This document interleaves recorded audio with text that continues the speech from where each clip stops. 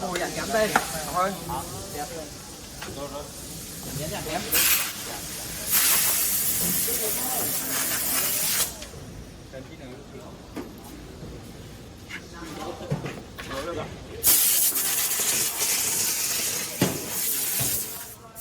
Có sớm nữa không? Nhưng em không biết hỏi bên nhà nữa có sớm gì. Đấy. Đi rất sớm được đây. Có đá pha xem đi. Đá phương pha xem rồi.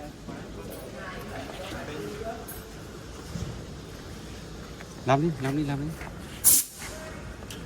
Mày có tiền đi không?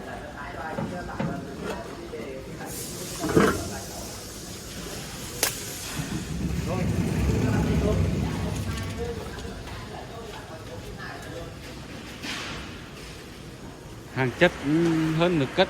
Của nó 5 đinh nhá. Giáo thủy á? Khá với đấy. Giáo thủy khá đấy. 2,5 đinh. Báo này. Thớn cái này nhá. Cái này phải thớn lại chứ.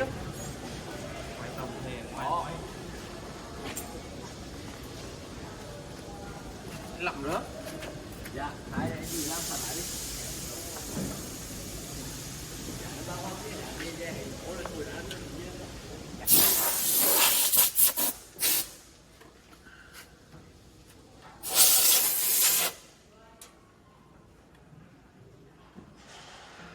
Anh chuẩn bị đi giao thủy Nam Định anh em.